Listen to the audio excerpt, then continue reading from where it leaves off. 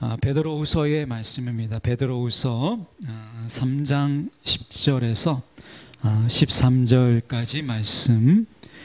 베드로후서 3장 10절에서 13절까지 말씀입니다.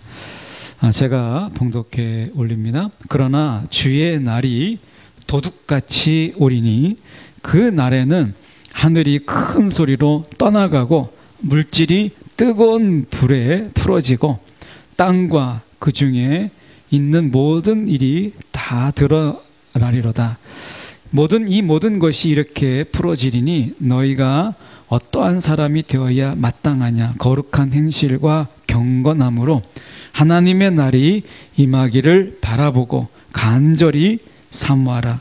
그 날에 하늘이 불에 타서 풀어지고 물질이 뜨거운 불에 녹아지려니와 우리는 그의 약속대로 의가 있는 곳인 새하늘과 새 땅을 바라보도다. 아멘. 오늘 사도 베드로가 종말론적으로 묵시적으로 쓴 이 글을 저희가 3장을 이렇게 계속 살펴보고 있는데요. 베드로후서 전체는 아니지만 베드로후서 3장을 저희가 살펴보면서 이미 시작된 종말, 그 중에서 또 우리가 말세지말이라고 하는 이때에 우리의 삶이 어떠해야 되는가 하는 것을 베드로 사도를 통해서 저희가 살펴보는 시간을 갖고 있는데, 오늘도 계속해서 베드로후서 3장 10절 이하의 말씀을 통해서 저희가 살펴보려고 합니다. 하나님께서 이 마지막에 세상이 이제 마지막이 올 때, 그럴 때 하나님께서 하시고자 하시는 것은 이 세상을 이제 너무나 죄악도 가득하고, 그리고 그 죄악으로 인해서 이제 피조물도 더럽혀진 이런 세상을 하나님께서 이제 다 멸하시고 하나님께서 전혀 새로운 것으로 대체하느냐, 아니면 하나님께서 만드신 이 세상을 하나님께서 변혁시키고 새롭게 하심을 통해서 그것을 완성하시느냐라고 하는 부분에서 갈라지죠. 크게. 그래서 어느 사람들은 이제 하나님이 지으신 모든 것을 다 이제 멸하시고 새롭게, 전혀 새로운 것으로 대체하실 것이다 라고 보는 분도 있고요. 종말론적으로 그러면 이 땅에 이제 지구라고 하는 것은 이제 완전히 이제 없어지는 거죠. 그래서 전혀 다른, 우리가 알 수 없는 그 전혀 다른 것으로 하나님께서 대체하신다 라고 하는 이런 부분이고요. 이거는 이제 굉장히 급진적이죠. 그렇지 않고 하나님께서는 반드시 시작하신 일을 완성하시는 분이시기 때문에 이 세상을 하나님께서 만드신 그 원래의 계획대로 우리를 이 땅에서 이 세상을 다시 변혁시키고 이것을 통해서 완성하실 것이다 라고 하는 것으로 나중에 나눠줘요. 크게 둘로. 그게 근거가 어디에 있느냐라고 했을 때 저희가 10절이 그것을 말씀하고 있어요. 10절에 보시면 우리가 끝에 구절을 보시면 중반절부터 볼까요? 보면 물질이 뜨거운 불에 풀어지고 땅과 그 중에 있는 모든 일이 드러나리로다.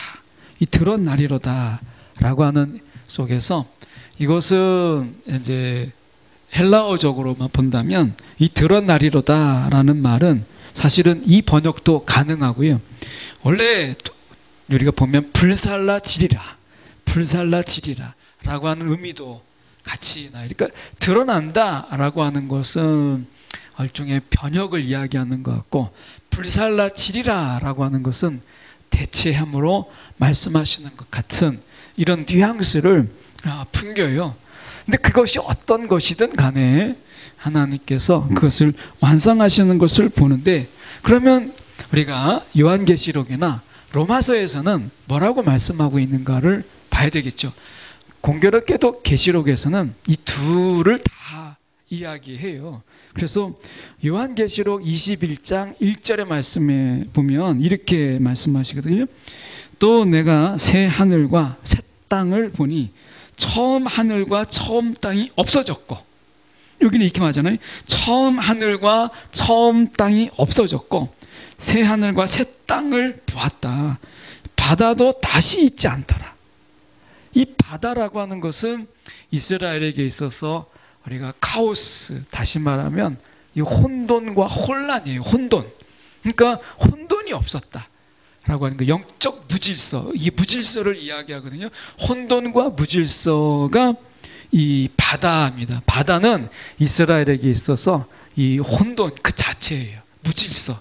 그러니까 이제 새 하늘과 새 땅이 이제 우리 가운데 임하게 될 때, 로마서 계시록의 말씀으로만 본다면 처음 하늘과 처음의 땅은 없어지고 이제 새 하늘과 새 땅이 임하게 되면은 그 땅에는 이제 그 하늘과 그 땅에는 영적 무질서, 혼돈이라고 하는 것은 없는 그런 완전한 하나님의 나라가 임하는 것이죠. 그래서 이걸로 본다면 계시록에서는 대체적인 거예요. 그 대체되는 거죠. 그래서 우리가 처음에 하늘과 땅은 다 없어지는 거예요. 근데 같은 계시록 21장에 조금 뒤로 가면 5절에 여기에 보면 또 내용이 다르게 되어 있어요. 5절에 보면 보좌에 앉으신 이가 이르시되 보라 내가 만물을 새롭게 하노라. 만물을 새롭게 하노라 이렇게 돼 있잖아요. 이거는 이제 이 번역이죠. 새롭게 하노라 이렇게 말씀하셨으니까. 그래서 또 이르시되 이 말은 신실하고 참되니 기록하라 하시고 이렇게 만물을 새롭게 한다 라고 하는 것은 앞에 1절처럼 완전히 대체하는 것이 아니라 이제 그것은 만물을 새롭게 한다. 이제 새롭게 번역시킨다. 그래서 5절만 본다면 하나님이 알파요 오메가 되신 그분께서 홍해 바다를 생각해 보세요. 우리가 죄송합니다. 홍해 바다를 홍수의 심판을 생각해 보세요. 노아의 가족을 하나님이 남겨놓으셨잖아요. 그 바벨탑 사건이라고 하는 것이 정말 하나님을 진노케 만든 그런 엄청난 죄악인데, 왜냐하면 우리가 흩어지라고 거기에 온전히 땅에 충만하라고 이야기했는데 어떻게 했어요? 그들이 흩어지기를 면하고자 바벨탑을 지은 하나님과 정면으로 도전했던 이 사람들이잖아요. 그래서 하나님이 벌하셔서 모든 노아의 방주에 들어간 것 외에는 모든 생명체를 다 죽게 했잖아요. 그런데 노아의 방주에 하나님께서 하나님의 창조에 했던 인간과 그 생명체들이 계속될 수 있도록 하신 것을 보면 하나님께서 새롭게 해 가시는 것이지 이제 다시 또 시작하는 이런 것이 아니다라는 생각을 가지게 되잖아요. 그래서 1절과 계시록 21장 1절과 21장 5절을 약간 믹스하면 하나님이 번역하시는데 거의 대체 수준으로 번역하시는 하나님의 재창조, 이것을 우리가 보게 되는 거죠. 그래서 새롭게 하심인데 이것은 거의 대체 수준으로 하시는 그러한 하나님의 완성, 이것을 우리가 볼 수 있어요. 그만큼 마지막 종말의 때에 하나님의 심판은 우리가 상상할 수 없는 그런 정도의 하나님의 심판이다라고 하는 것을 우리가 보게 되는 것이죠.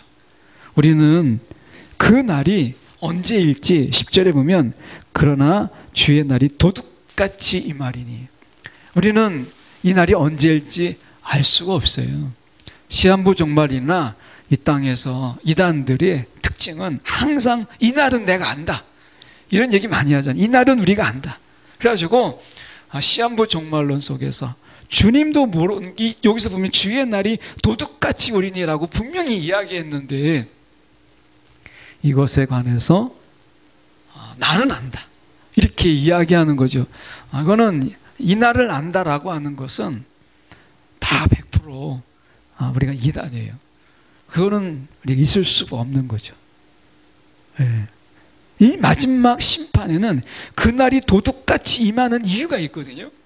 우리 때문에 그런 게 아니거든요. 저와 여러분 때문에 도둑같이 임하는 게 아니에요. 우리는 그날이 언제인 줄 모르지만 그날이 갑자기 임해도 놀라지 않을 만큼 날마다 종말론적인 삶을 사는 거예요.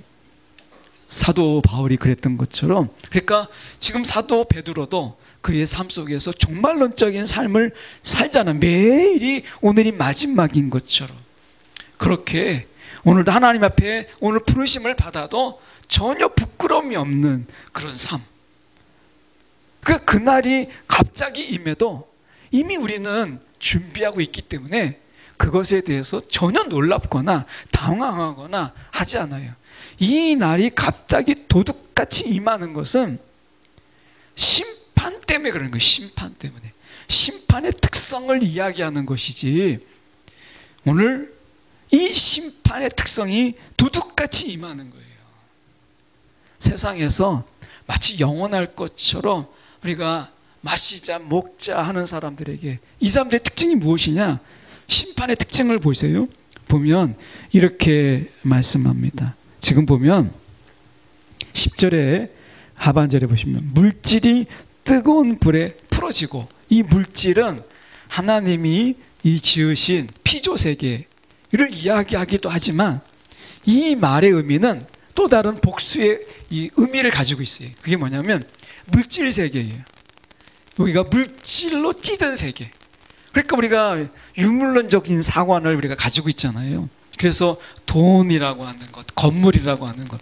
하나님은 이 유물론 세상 속에서 물질이 전부가 아니다 라고 하는 것을 누차 이야기하는데, 오늘 어떻게 하냐면 이 물질이 뜨거운 불에 풀어진다 라고 하는 것은 물질 중심적인 세상을 심판하시는 거거든요. 그래서 세상은 끊임없이 물질을 가져요. 돈을 가지고, 건물을 가지고, 땅을 가지고, 내가 뭔가를 가지고 있어야 돼. 주식을 갖고 있든지 하다못해. 그래서 우리가 굉장히 지극히 유물론적인, 내가 어떤 물질을 내가 가짐으로 인해서 안심이 되고 내가 그것을 가짐으로 인해서 만족이 있는 이런 삶, 필요 없다라는 게 아니라 필요 이상의 것을 소유하려고 하는 이런 세상을 하나님께서 심판하신다라고 말씀하죠. 그래서 이 물질은 하나님의 피조세계를 이야기하기도 하지만 우리가 물질 중심적인 유물론적인 이 세상을 하나님이 심판하시겠다라고 말씀해요. 그러면 이들에게, 이 물질 중심적인 삶을 사는 이들에게 하나님의 이 주의 날, 이 주의 날은 심판의 날을 이야기합니다. 이 심판의 날이 갑자기 도둑같이 임하는 거예요. 제가 한번 말씀드렸는데 그 전에 하계동에 교회가 있을 때 제가 눈으로 보는 거예요. 지금도 너무 선명한데, 이 길가에 옆에 이제 내내치킨이라고 치킨집이 있었잖아요. 거기에서 이렇게 닭을 튀기고 남은 이제 이 뭐 일종의 남는 부산물이죠. 이거를 돌에다가 탁 던졌어요. 그랬더니 비둘기떼가 막 날아들더라고요. 비둘기떼가. 그런데 차가 빵빵거리면서 왔어요. 근데 한 비둘기가 날아가려다가 남들 없을 때, 다 날아갈 때 난 조금이라도 더 먹어야 되겠다고 그 비둘기는 날아가다가 다시 내려앉았어요. 그리고 막 쪼아 먹는데 바퀴에 깔렸어요. 그 비둘기가. 그래가지고 그 자리에서 죽었어요. 제가 그걸 보면서, 야, 이게 이 세상을 살아가는 이게 우리의 삶 너무 똑같은 거예요. 그러니까 같이 막 먹다가 빵빵 그러는데 다른 비둘기는 다 푸드덕하고 날아갔는데 한 마리는 야, 이때다. 야, 먹을 수 있는 것, 이 많은 것을 먹을 수 있는 것은 이때다 싶어서 반쯤 날아갔다가 다시 왔어요. 이 차가 미처 준비하지 못할 그 정도로 갑자기 내려앉은 거예요. 그러면서 그 바퀴에 깔려 앉았어요. 아니, 새가 얼마나 둔하면 비둘기가 세상에 차가운 바퀴에 깔리겠어요. 날아갈 수 있는 새가. 그걸 보면서 우리가 물질을 더 소유하려고 하는 이런 것 때문에 주님이 오시는 이 주님의 심판의 날을 도둑같이 오는 게 아니라 깨닫지 못하고 알지 못하는 거죠. 알지 못. 뒤에 지금 그것이 지금 엄습하고 있음에도 불구하고 알지 못하고 있는 거예요. 도둑같이 임하는 게. 오늘 우리에게는 성경에서 이미 누차적으로 우리가 주님의 날이 임한다라고 이야기했어요. 그러면 도둑같이 임하는 그런 가운데도 우리가 당황하지 않는 이유가 어디에 있느냐? 11절에 그걸 담고 있습니다. 이렇게 돼 있어요. 중반절에 보시면 우리가 너희가 어떠한 사람이 되어야 마땅하냐? 거룩한 행실과 경건함으로. 이거예요. 이 두 가지죠. 거룩한 행실과 경건함으로. 이 거룩한 행실과 경건함이라고 하는 것은 우리가 마지막 우리가 심판의 날에 하나님 앞에 부끄러움이 없이 설 수 있는 두 가지를 이야기해요. 이 거룩한 행실이라고 하는 것은 믿음의 행위죠. 믿음의 행위. 우리가 믿음이 있는 대로 그것을 믿음의 행함이 있는 것을 이야기하는 것이고, 경건함이라고 하는 것은 우리가 하나님 앞에 우리가 부끄러움이 없는 가운데서 하나님의 그 말씀대로 살아가려고 하는 우리의 몸부림을 이야기하는 것이잖아요. 경건함. 그러니까 경건의 모양만 있는 게 아니라 경건의 실제가 있는, 그래서 기도가 모양만 있는 게 아니라 기도의 실제가 있고 우리가 어떤 말씀 생활의 실제가 있는 것을 이야기하는 것이죠. 그 말씀이 우리 가운데 그냥 글자에 그치는 것이 아니라 그 말씀이 우리 가운데 생명이 되고 양식이 되는 이런 어떤 경건함, 이걸 이야기하는 거 아니겠어요? 그래서 거룩한 행실 그리고 경건함으로 하나님을 경외하고 하나님을 두려워하고 그분 앞에서 우리가 낮아짐으로 있는 이런 삶 속에서 우리는 주님이 오늘 밤에 임하셔도 우리에게는 그날이 놀랍지가 않은 거예요. 도둑같이 임했을 때 그들에게 놀라운 것은 준비가 안 됐기 때문에 무서운 거죠. 준비를 하지 않았기 때문에, 시간이 없어서가 아니라 하지 않았기 때문에. 왜 안 했어요? 지금 물질 세계 속에서 더 많은 물질을 내가 가지기 위해서 막 혈안이 돼 있으니까 그게 심판의 날이 임하는 줄을 모르고 그렇게 살았기 때문에 갑자기 임한 거죠. 아마 그 비둘기 입장에서 본다면 분명히 자기는 더 먹을 걸 먹다가 바퀴가 딱 들어왔을 때 이게 뭐지? 했지 않겠어요? 우리가 그렇게 미련하게 산다는 거예요. 그래서 11절에 보면 이 모든 것이 이렇게 풀어지리니 그 불로 인해서 다 모든 것이 다 불타요. 그런데 한 가지 불타지 않는 게 있다면 그것은 무엇이냐? 11절에 나와 있는 것처럼 거룩한 행실과 경건함. 다시 말하면 이 거룩한 행실과 경건함은 예수 그리스도를 닮는 삶을 이야기해요. 예수 그리스도를 닮는 삶. 예수님께서 이 땅에 그분이 사셨지만 말씀대로 사셨고 그분 앞에서는 죄가 없었어요. 경건함이죠. 이 세상에서 많은 유혹과 사단의 유혹을, 사단의 시험을 받으셨지만 그분은 죄가 없으셨어요. 이 경건함이라고 하는 것은 그래서 예수님의 말씀으로 비추어 본다면 죄와 싸우고 죄와 다투는 거예요. 죄가 임하면, 죄의 유혹이 있으면 때를 기다렸듯이 야 이때다, 막 마치 기다렸다듯이 막 그 죄의 손을 붙잡고 우리가 죄악을 짓고 죄의 유혹에 빠지고 그걸 즐기고 마치 죄의 유혹을 기다리는 자처럼 그렇게 사는 거죠. 이건 경건하지 않은 거죠. 예수님은 이 땅에서 말씀이 육신이 돼서 말씀대로 그것을 말씀을 행하시고 말씀이 이루어지는 삶을 사셨어요. 또한 이 죄 많은 세상 속에서 주님은 죄를 짓지 않는 이런 경건함으로 사셨죠. 그래서 오늘 우리가 이 두 가지는 예수 그리스도의 삶을 딱 압축시킨 거예요. 오늘 주님께서 우리 가운데 우리가 이 모든 것을 다 불태워도 타지 않는 것이 있으니 곧 무엇이냐면 우리가 성품의 변화. 이 성품의 변화, 이것을 통해서 오늘 우리가 다 불타도 이것은 타지 않아요. 이것만 남아요. 그런 자들이 우리가 12절에 보십시오. 하나님의 날이 임하기를 바라보고 간절히 사모하라. 이 하나님의 날이 임하기를, 이 어떻게 보면 거룩한 행실과 경건함으로 살아가는 이들에게는 이 하나님의 날이 구원의 날이고 이 하나님의 나라의 완성의 날이기 때문에 우리는 이 날을 사모하는 거예요. 사모하는 것. 이것이 우리 가운데 우리가 얼마나 사모하느냐, 간절히 사모하라고 말씀하시는 거예요. 간절히 사모하라. 저는 뭐 주석에서 이렇게 본 건 아니지만 이 말씀을 묵상하면서 이런 생각이 한번 들더라고요. 우리가 창조의 에덴 동산을 가만히 생각해 보세요. 우리가 무엇부터 지었죠?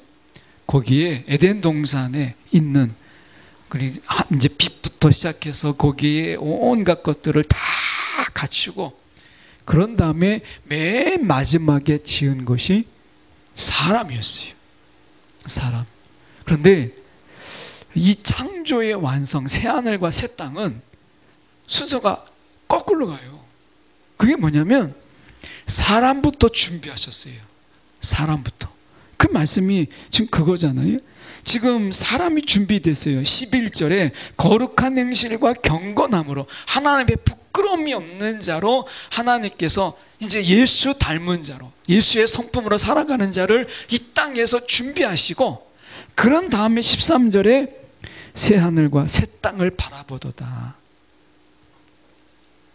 그 창조의, 재창조의 세계를 보이세요.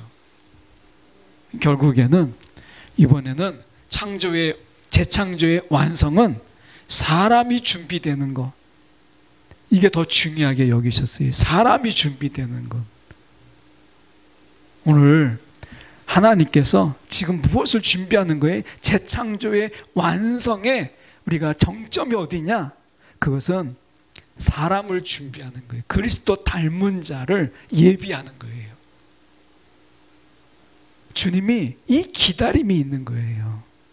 저와 여러분이 오늘 말씀 속에서 이 간절히 사모한다는 이 표현 속에서 우리가 주님이 얼마나 기다리겠어요? 주님께서. 왜냐하면 13절에 그 새하늘과 새 땅에는 뭐가 있냐면 의의가 있다는 거예요. 하나님의 의의가.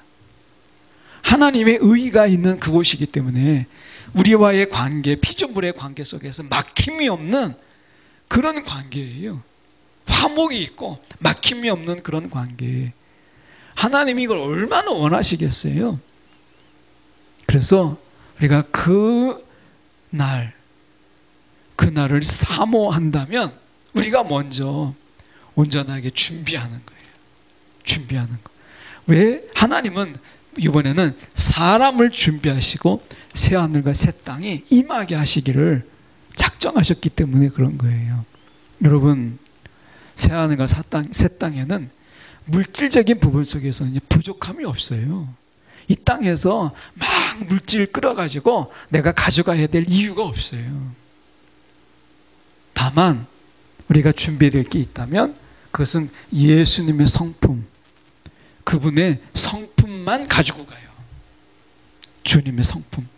결국 그것이 우리 가운데 예비되기를 주님께서 간절히 기다리시는 거예요.